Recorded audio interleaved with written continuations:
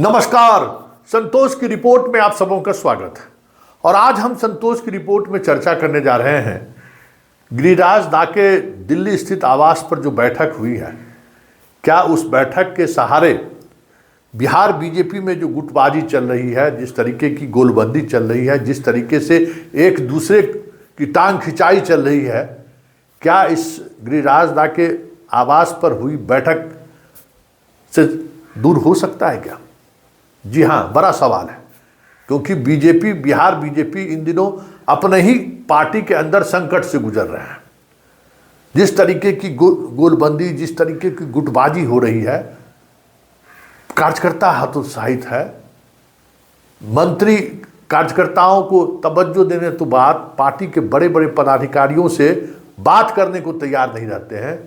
संगठन और सरकार में इतनी लंबी या गहरी खाई बन चुकी है कि 2025 के चुनाव में बीजेपी को अपने कार्यकर्ताओं के संभालने में ही मुश्किलें खड़ी हो जाएंगी। या यूं कहें कि अपने कार्यकर्ताओं के मनाते मनाते चुनाव बीत जाएगा। इस बात को संगठन और सरकार बेहतर समझ रही है। और ये सारे योद्धा कौन हैं जिस पर समय समय पर अमित शाह ने दांव आजमाया था, नीतीश को कमज़ोर करने के लिए, या फिर बीजेपी के अंदर जो एक समीकरण था, उस समीकरण को कमज़ोर करके अपने अनुकूल समीकरण स्थापित करने का। क्या समीकरण था? यहाँ सुशील मोदी अपने तरीके से बीजेपी को चलाते थे। तो सुशील मोदी जो अपने तरीके से बीजेपी चलाते थे, वो ना चले।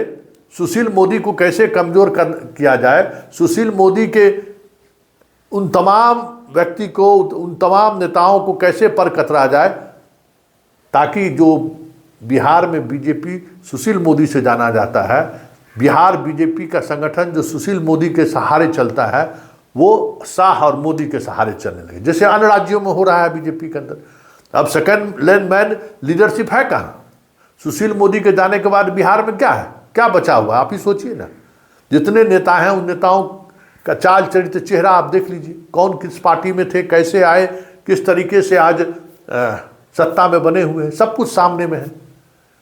तो ये कोशिश जो शुरू की उन्होंने, तो उसमें कई लोगों पर उन्होंने, अमित शाह ने दाव लगाया। संजय जायसवाल हो, आपको क्या कहते हैं, नित्यानंद राय हो, सम्राट चौधरी हो, विजय चौधरी हो, विजय सिन्हा हो, मंगल पांडे हो, कई ऐसे छत्रपों को अलग अलग तरीके से कहीं न कहीं मजबूत करने की कोशिश हुई। तो उसको तो आप मजबूत कर दिए, लेकिन पार्टी कमज़ोर हो गई।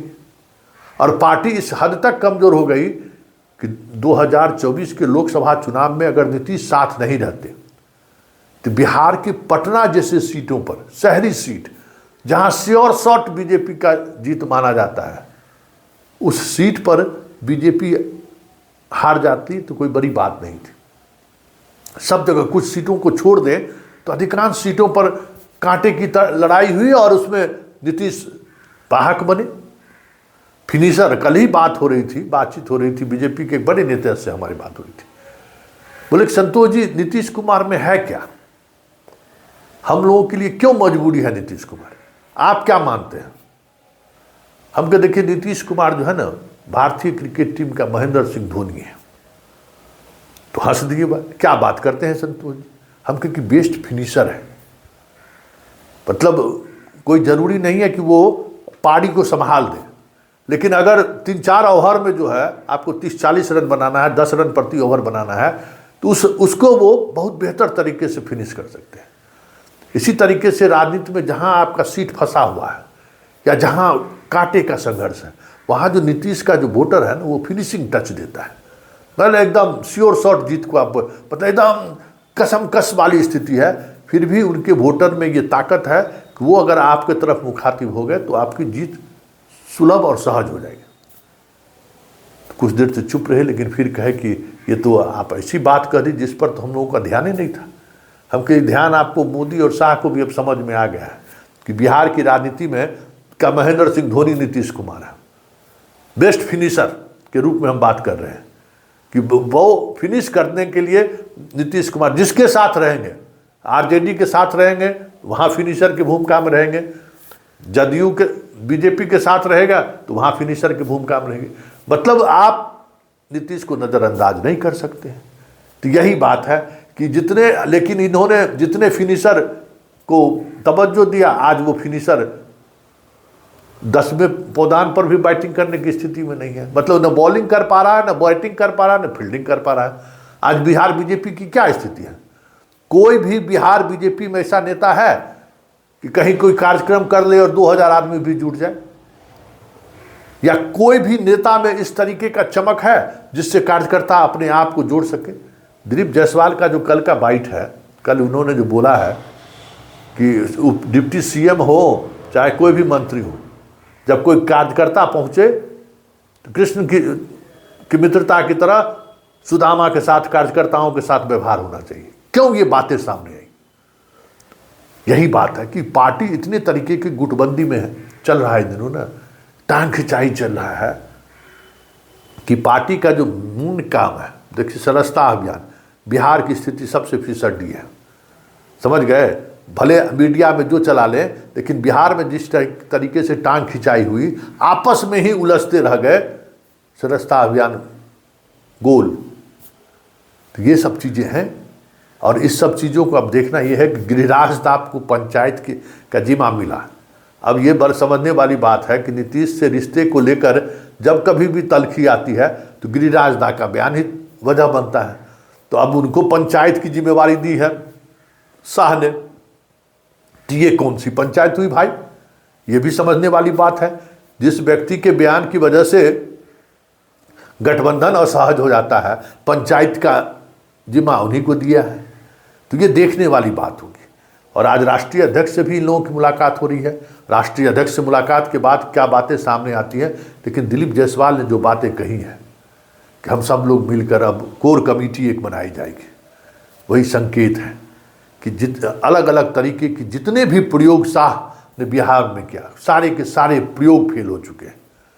आज स्थिति देख लीजिए ना, बीजेपी का मंत्री हो या विधायक हो, मंत्री अपने धंधा में मस्त है।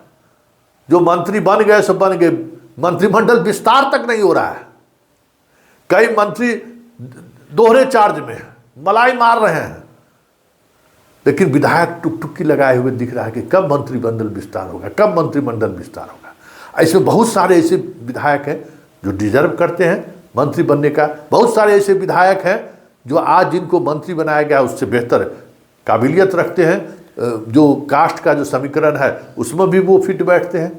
लेकिन मंत्री भी उन्हीं को बनाया जाएगा जिनकी अपनी कोई राजनीतिक बिसात नहीं हो। मंत्री भी उन्हीं को बीजेपी बना रही है जिनका अपना कोई वजूद ना हो। जो अगर मंत्री बनाने से मजबूत हो जाए, ये अब बीजेपी की पॉलिटिक्स नहीं रही। तो अब देखना यह है कि गिरिराज दास के यहाँ जो पंचायत हुआ है, उस पंचायत का कितना असर पड़ता है, ये देखने वाली बात होगी। ये महत्वपूर्ण बात है कि इस पंचायत का कितना असर होगा, क्योंकि इतना तय है कि विधानसभा चुनाव की उल्टी गिनती शुरू हो चुकी है। भले बार बार नीतीश कुमार कह रहे हैं कि हम आपको छोड़ने वाले नहीं हैं, हमने जो गलती कर ली सो कर ली, अब गलती नहीं करने वाले हैं। लेकिन ईश्वर भी गारंटी नहीं ले सकते हैं नीतीश कुमार का, क्योंकि परिस्थिति कब बदली और कब नीतीश कुमार निर्णय ले लेंगे कहना मुश्किल है, और किस बात पर निर्णय ले लेंगे ये भी समझना मुश्किल है। इसलिए बीजेपी कोशिश कर रही है कि नीतीश के बगैर भी अगर चुनाव लड़ना पड़ा तो मजबूती से हम चुनाव लड़ पाएँ। इसके लिए तो कम से कम इतनी तैयारी तो होनी ही चाहिए ना, क्योंकि 2015 में जिस तरीके से पूरी ताकत मोदी ने लगा रखी थी, रिजल्ट क्या आया? सुपरा साफ हो गया। और आज तो मोदी का वो चमत्कार भी नहीं है, आज मोदी का वो तिलिस्म भी नहीं है। ऐसे में बिहार जैसे राज्यों का क्या होगा, जहां स्टेट के पास अपना नेतृत्व भी नहीं है जिसके सहारे 1-2% वोट को प्रभावित किया जा सके। ये पंचायत उसी का नतीजा है। लेकिन बड़ी बात यह है कि ऐसे पंचायत के सहारे जहां सब कुछ बीजेपी लुटा चुकी है, संगठन, सरकार, सब कुछ, पिछले 20-25 वर्षों की जितनी इनकम्बेंसी नीतीश कुमार की है, सारे इनकम्बेंसी को ढोना पड़ रहा है बीजेपी को, और ढोना पड़ेगा ही, क्योंकि वो भी साथ रहे हैं। तो वो एक इनकम्बेंसी, बड़ी इनकम्बेंसी है ही, और कोई नेता उनके पास नहीं है, नीतीश मजबूरी है। अब देखना दिलचस्प होगा कि इस पंचायत से क्या ठोस चीज़ें सामने आती हैं, क्योंकि इतना तय है कि नीतीश कुमार ने अपनी मजबूती को लेकर जो उनको होमवर्क करना था, जिस वोटर को टारगेट करना था, उस अभियान में वो अब लगने जा रहे हैं।